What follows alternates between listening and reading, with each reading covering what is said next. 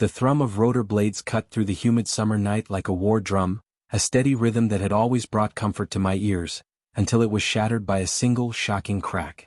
It echoed through the dark pines behind my house, a sharp whip-like report that didn't belong in a rescue. I was already outside, barefoot on damp grass, flashlight in one hand, my eyes trained on the orange and white medevac chopper descending toward my backyard helipad. Its landing lights flickered slightly as if hesitating mid-air. Then I heard it again. Bang, a second shot followed by a scream from one of the EMTs over the radio. My breath caught as a streak of red tracer arced up from the neighbor's balcony, chasing the tail rotor like a vengeful firefly. For a second, it looked like the helicopter was going to spin out, caught in a slow, drunken tilt. Then the pilot righted it expertly and dipped low, racing toward the tree line to abort the landing. I stood frozen, my flashlight shaking in my grip, the beam dancing over tufts of wild grass and the open gurney we'd laid out for the incoming trauma case. But the patient would never make it to the bird now, not with someone firing live rounds at it from 20 yards away. At first, I didn't believe what my eyes were showing me. I turned toward the gunfire and sure enough, there she was, Nancy Lardner, our HOA president, standing on the upper deck of her two-story home with a scoped hunting rifle aimed straight at the sky, muzzle still smoking. Her porch lights blazed behind her like a halo, her curled hair bouncing with rage as she yelled something about unauthorized aircraft and property rights. I couldn't make out all the words, but I didn't have to. Nancy had made her opinion about my backyard helipad very clear over the last 6 months. It started with passive-aggressive flyers about aviation noise, then escalated to official-looking cease and desist letters, none of which held legal weight. But this was something else. This was federal. I ducked instinctively as another round cracked overhead, but I didn't run. Not because I was brave, but because I was stunned. I had served in Afghanistan. I'd heard rifle fire echo through valleys where friends never returned. But I never thought I'd hear it again while calling in a medical evacuation for a heart attack victim. My neighbor, no less. Old Jim Larrabee had collapsed at the community lake just 20 minutes earlier. The EMTs requested immediate liftoff due to blocked roads from a nearby brush fire. So I cleared my helipad, yes, a legally registered one, inspected and approved back when I bought this land, and notified dispatch. Everything was in place. Everything was legal. But that didn't matter to Nancy. To her, the HOA rules were law and she was the queen, judge, and executioner. I could already picture how this would be spun at the next meeting. I feared for my safety. It was dark. I didn't recognize the helicopter. It could have been drug runners. It didn't matter that the chopper was marked rescue in block letters or that it had blinking blue lights, not military or police reds. No, Nancy's brand of paranoia didn't need facts. It needed control. The helicopter vanished behind the treetops, its sound fading, leaving only a heavy silence broken by a few distant dogs barking. I looked down at the gurney again. The empty 4-bag flapped gently in the wind. Jim's wife stood by the lakeside fence, clutching her cardigan, not yet knowing that her husband's golden hour had just been cut short by a woman with a vendetta and A.30-06. I started walking toward Nancy's house, not entirely sure what I was going to say or do. My blood was boiling, my hands clenched into fists. I knew enough not to confront someone armed, but the rage in my chest felt like it could swallow me whole. Then the floodlights clicked on from 2 houses down. More neighbors came outside, eyes wide and voices rising. Someone called 911. Someone else snapped a photo of Nancy still holding the rifle. Another pointed out that she had zero jurisdiction to interfere with air traffic, let alone shoot at a medical aircraft. I didn't say anything. I just kept staring at that faint curl of smoke drifting from her barrel. That night, something shifted in our quiet lakefront community. We weren't just dealing with power-hungry rule enforcers anymore. We were dealing with someone who had crossed the line, hard, and now, like it or not, the feds would come knocking. Nancy Lardner had always been a thorn in the side of anyone who dared think for themselves in our lakeside community, but no one, not even me, thought she'd ever go this far. She wore her power like a badge of honor, flaunting her laminated HOA credentials like they gave her more authority than the sheriff himself. She was the type of woman who knocked on doors uninvited, pen in one hand, clipboard in the other, always ready to cite bylaws, ordinance numbers, and obscure rules nobody else had read. She knew how to smile with her teeth but not her eyes. Every conversation with her felt like a trap dressed up as neighborly concern. Nancy had appointed herself president of the HOA 3 years ago, uncontested of course, after the original board dissolved in frustration. She promised to bring order and aesthetic consistency back to our little corner of the world. What she really brought was chaos disguised as control. And then there was me. I didn't move out here to start wars or dodge bullets. I came for peace. After 2 decades in uniform, I'd had enough of orders, chain of command headaches, and red tape. I bought 5 acres of wooded land near Lake Marybelle with my wife, Nora, and built the kind of home we used to dream about during long deployments. 2 stories, wraparound porch, a fire pit out back, and a small helipad I had installed mostly for emergency use, which came in handy more than once given how rural and isolated we were. Most of my neighbors respected the land and minded their own business. We helped each other stack firewood, swapped tools, looked after pets during vacations. Good people, mostly retired or working remote gigs. The kind of folks who waved from their driveways but didn't snoop over the fence. But ever since Nancy got her claws into the HOA, things changed. Suddenly, decks had to be a certain shade of taupe. Garden flags were visual clutter. One guy got fined for having a bird bath that was non-regulation color. I kid you not. As for me, the helipad became her obsession. She said it violated community harmony. Said it posed environmental and safety concerns. Never mind the fact that I'd secured all the correct FAA permissions. Never mind that my nearest neighbor, old Jim, encouraged it, saying, "Someday I might need a lift, son." Nancy didn't care. In her mind, it wasn't about right or wrong, it was about control. Jim, ironically, was the man the helicopter was coming for when she fired at it. 76 years old, tough as a boot, a retired firefighter who had battled wild blazes across California and Arizona. He'd collapsed suddenly while fixing a dock post, his face pale, lips blue, clutching his chest. Nora and I rushed to help, called 911, started chest compressions until the paramedics arrived. But the brush fire had blocked the usual access road, so dispatch ordered the chopper. I cleared the pad in under 2 minutes, radioed in confirmation and set up flares. It should have gone like clockwork. But then Nancy, standing on her porch in a silk robe and fuzzy slippers, took a look at the rescue chopper and decided it was trespassing. It still makes my stomach churn to think about it, how one person's self-importance could turn a life-saving moment into a federal investigation. And it wasn't just me who felt that way. My other neighbors, once too timid or polite to challenge Nancy's rule, had started whispering about her increasingly erratic behavior. Her security cameras pointed at other people's homes. Her passive-aggressive newsletters filled with threats about lawn lengths and mailbox designs. Her habit of showing up uninvited to take compliance photos. We all joked that she thought she was running a gated utopia, but nobody laughed anymore after that night. And here's the part that still gets me, she didn't even seem sorry. As the neighborhood gathered in stunned silence around Jim's collapsed gurney and the empty landing zone, Nancy stood tall on her balcony like she'd just done something noble. "It's my right," she yelled. "You don't own the sky over my roof." I don't know if it was pride, ignorance, or something darker, but in that moment, it was clear, this wasn't a misunderstanding. This was a deliberate act of aggression. Against a rescue aircraft. In front of witnesses. Against a backdrop of pine trees and stars, she became something else entirely. Not a meddling neighbor, not even just a pain in the ass, but a federal criminal in real time. By sunrise, 2 things were inevitable. First, the paramedics would file an incident report that would trigger more than just local law enforcement. Second, Nancy had declared war on more than just me.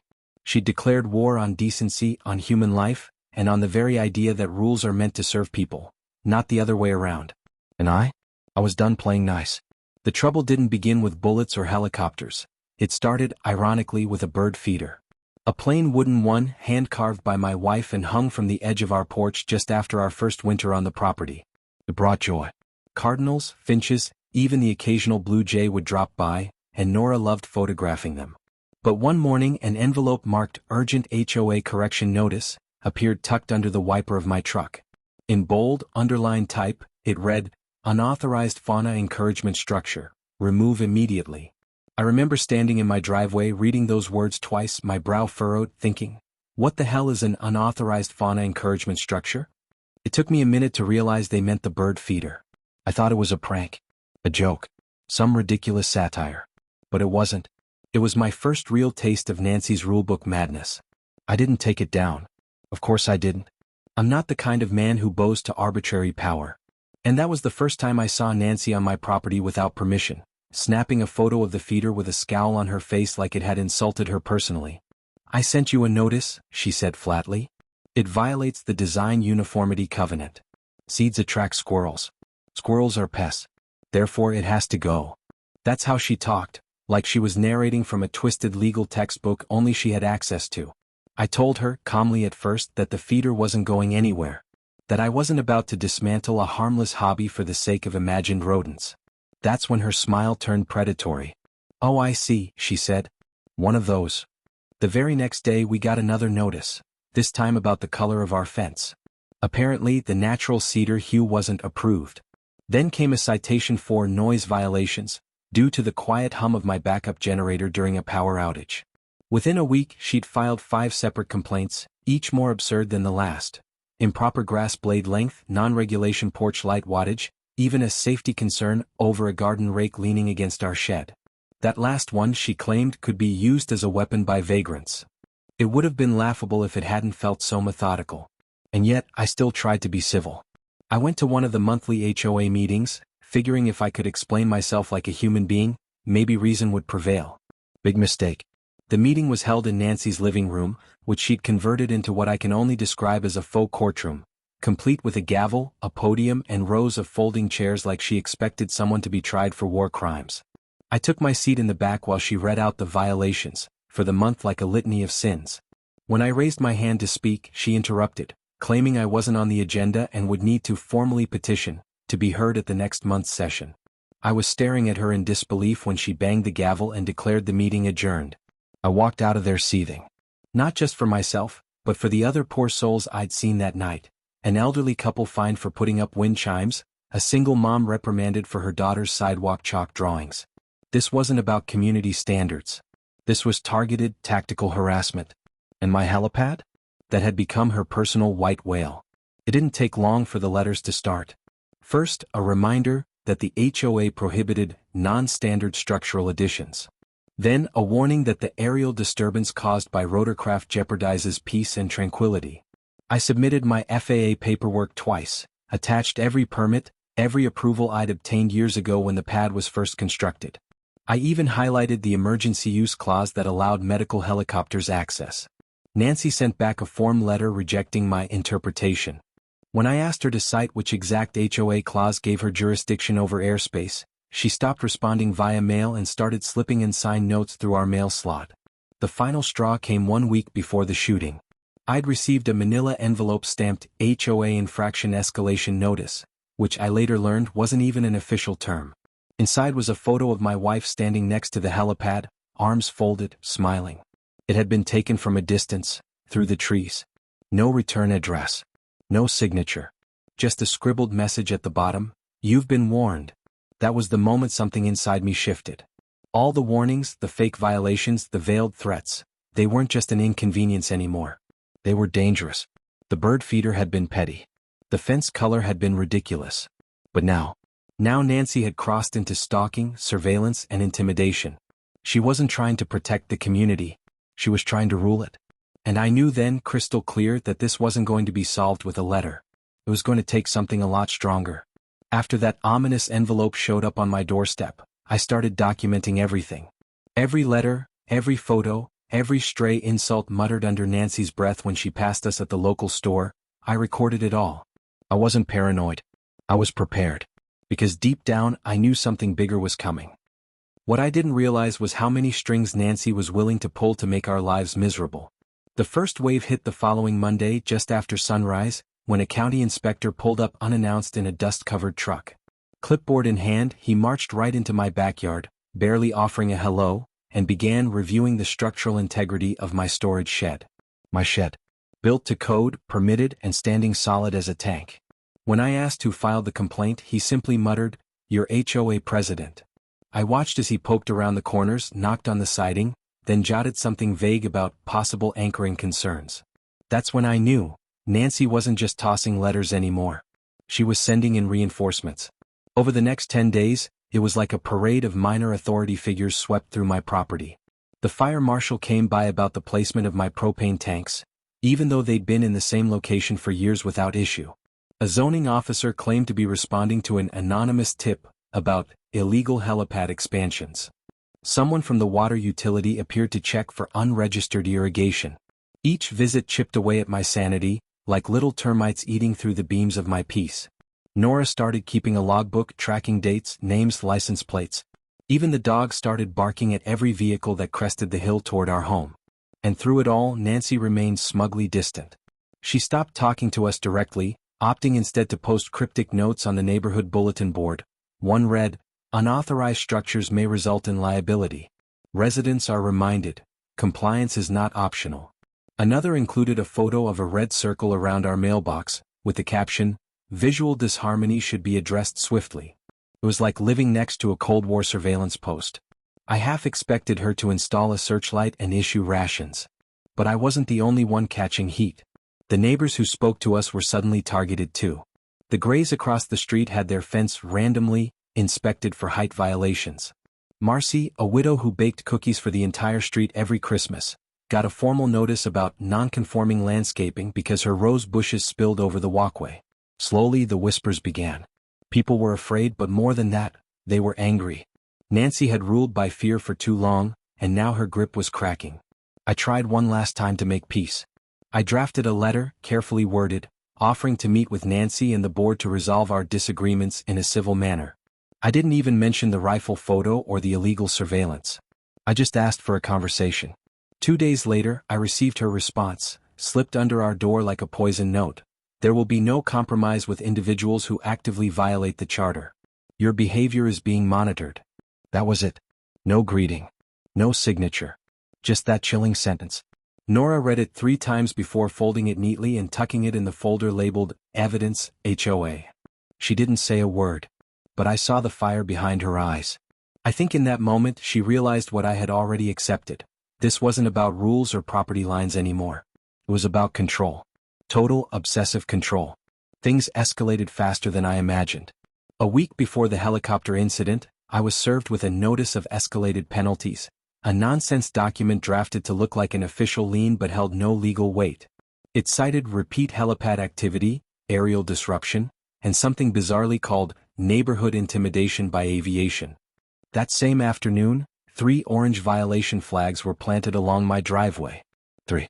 Like some twisted game of capture the flag. And if that weren't enough, Nancy showed up with 2 men, both in khakis and HOA lanyards, and tried to march across my property for a compliance inspection. I met them at the edge of the yard, arms crossed, and told them plainly they were trespassing. One of the guys started quoting bylaws, the other looked unsure. I simply pointed to the sign that read "Private property, violators will be prosecuted," and then to the camera above the garage. They left, muttering. Nancy just glared like she was memorizing my face for a wanted poster. At night we kept the lights on. Nora stopped going on evening walks alone. I installed a second set of motion sensor floodlights and wired a camera directly to my phone. And still, that sense of encroachment hung in the air like smoke. You don't expect to feel hunted in your own home. But that's exactly what it felt like. Then came the call from EMS about Jim's collapse by the lake. The blocked road. The rush to activate the pad. And just as the blades began chopping through the trees, Nancy made her move. A rifle. A trigger. A decision so reckless it would finally shatter her illusion of power. By the time the second round cracked through the air and sent the rescue chopper banking sideways, something inside me snapped. Not in the dramatic action hero way you see in movies, but in a quieter, more dangerous sense. The kind of calm that settles in when your outrage has been burned down to hard stone. I stood there in my yard, boots in the mud, watching the helicopter disappear beyond the treeline and listening to the stunned silence of the neighborhood. No one moved. Not the EMTs, not Jim's crying wife, not the handful of neighbors who had come out in their slippers with flashlights. Even the dogs had stopped barking. And above it all, still framed in her porch lights like the villain of a Gothic opera, was Nancy, cool as ice, holding her smoking rifle like she'd just defended her castle from invaders. That moment was my turning point. This wasn't an HOA problem anymore. This was a federal crime. Nancy hadn't just violated bylaws, she'd endangered a medevac team, interfered with emergency medical transport, and discharged a firearm toward a licensed aircraft. She could have killed someone. She almost did. It was no longer just my fight, and I intended to make sure the people who could do something about her would have everything they needed. So I got to work. The first thing I did was reach out to an old friend of mine, Ryan, a former JAG officer who now worked with a group that specialized in legal defense for veterans harassed by homeowner associations. He'd heard some wild stories in his time, but when I described what had just happened, his line went quiet. Then came a single, slow whistle. "You're not just looking at HOA violation territory anymore," he said. "You're looking at federal obstruction, misuse of a firearm, and possibly anti-terror aviation laws." He gave me a list of agencies to contact, walked me through how to document everything, and advised me to stay cool, stay factual, and above all, stay safe. Nancy had crossed a line, but if I crossed it too, it would only muddy the waters.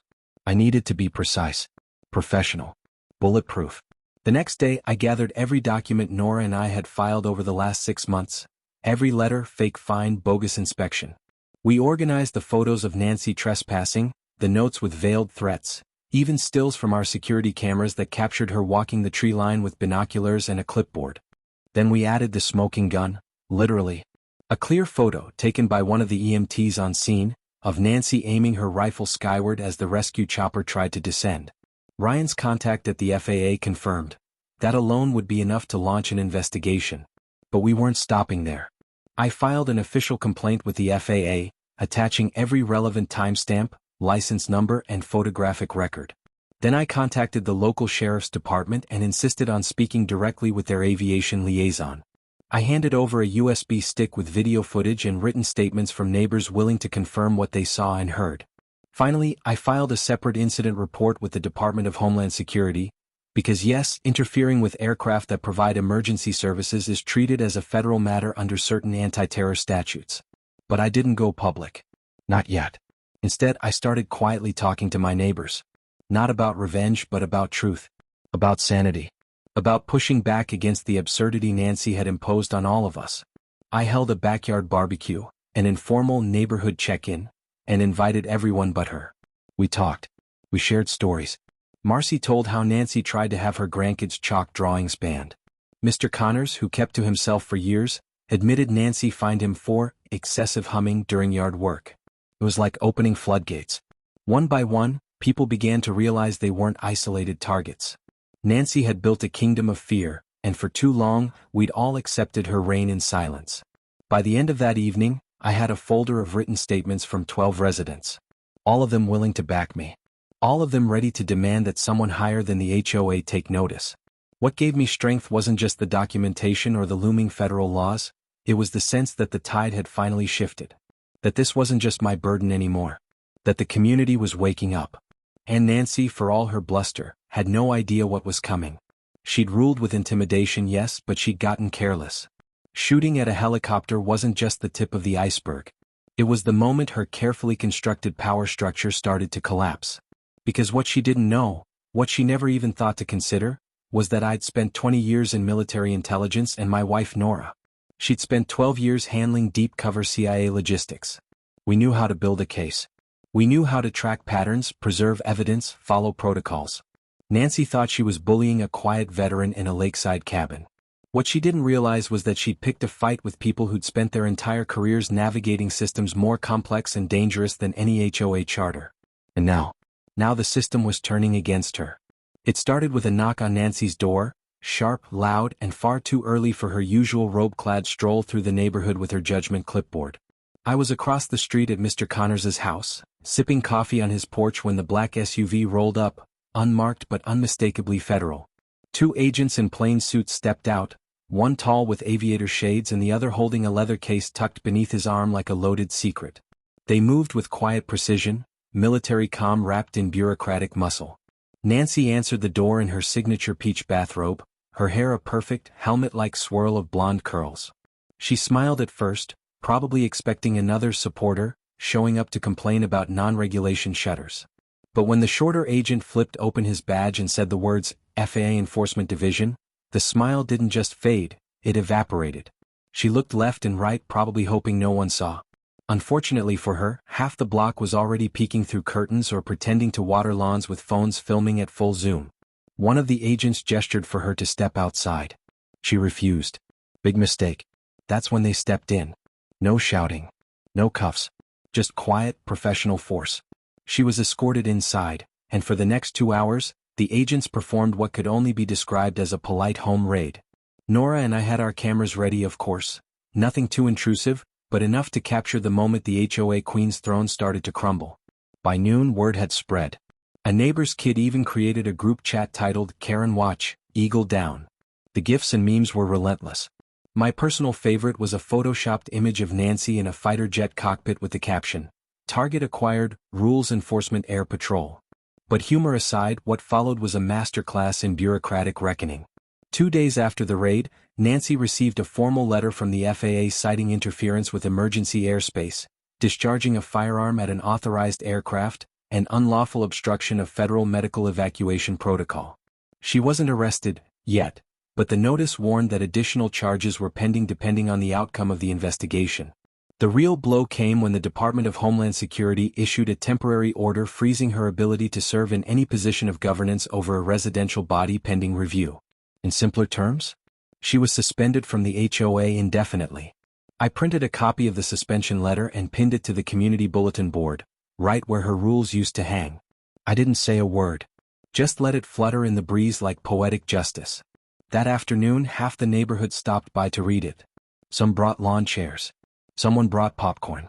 It felt like the end of a tyrannical reign, complete with silent nods and cautious smiles.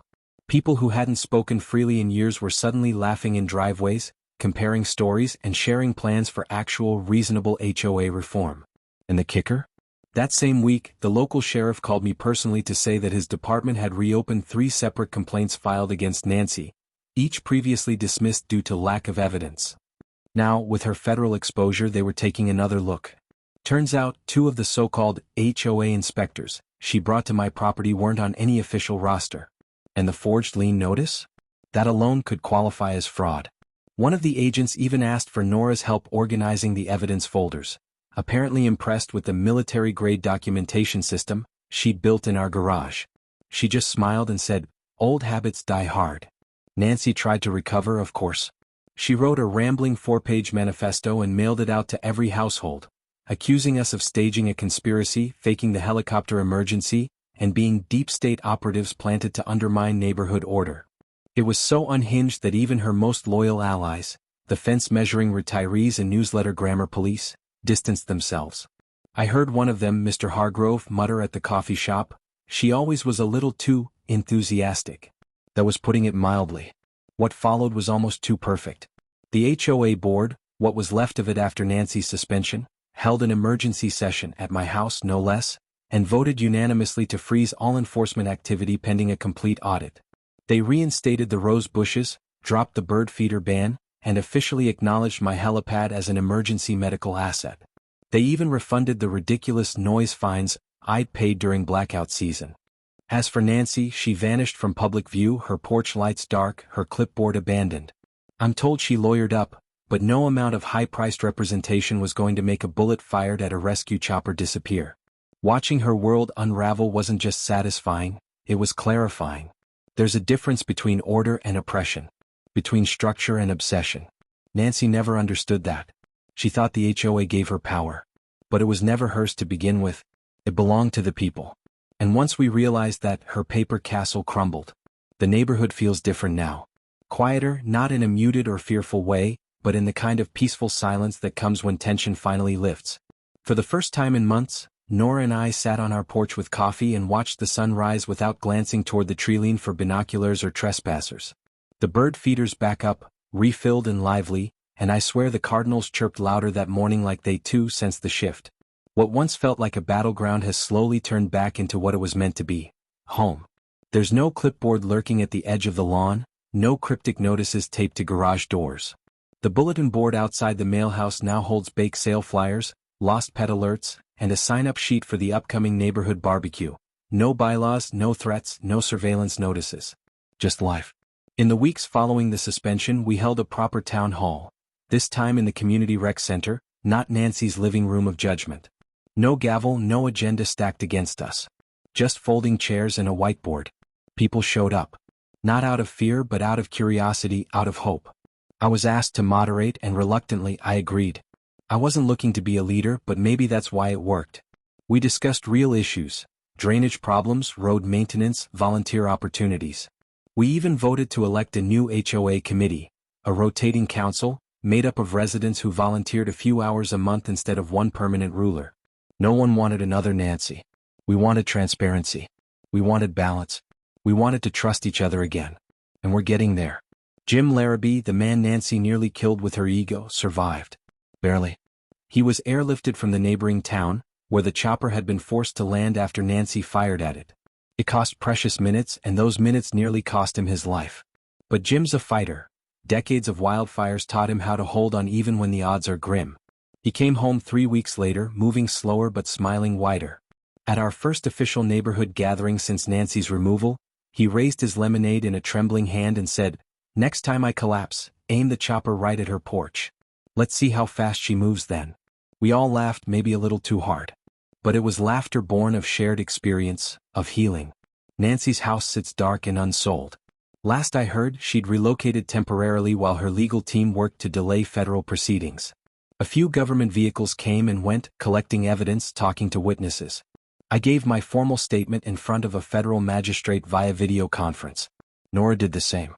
Most neighbors followed suit. We didn't embellish. We didn't dramatize. We didn't have to. The truth was absurd enough. A woman so obsessed with order that she disrupted a rescue flight and nearly ended a man's life because she couldn't stand a helipad. If justice moves slowly, it's only because it's building a case airtight enough that no lawyer can wriggle her out of it. And for all her efforts to create a perfect, rule-bound neighborhood, Nancy's name is now synonymous with the worst parts of what happens when power is unchecked. People reference her in passing now, but not with fear, with irony. If someone starts complaining about a color-coded mailbox or a kid's lemonade stand, someone else will joke, "All right, easy there, Nancy." It's become a kind of warning. Don't be that person. Don't forget why we're all here, to live, not to dominate. As for me, I never wanted to fight a war in my own backyard. I didn't want to become the face of resistance or HOA reform. But sometimes the fight comes to your door, literally. And when that happens, you don't get to pick your role. You just stand up. You protect what matters. Not because you want to prove a point, but because silence is what enables people like Nancy to believe they're invincible. I didn't bring her down alone. We did. All of us. Quietly, steadily, and with receipts. And that might be the real moral here. Not just that unchecked power can become dangerous, but that truth, when carefully documented, patiently pursued, and backed by a community, always wins in the end. Might take time. Might take pressure. It might even take a helicopter dodging bullets. But eventually it cuts through. Now, when the rotor blades hum through the pines again, people don't flinch. They wave. Because they know what it means. Not danger. Not disruption. But rescue. Safety. Preparedness. And the woman who tried to shoot that symbol from the sky, she'll answer for it.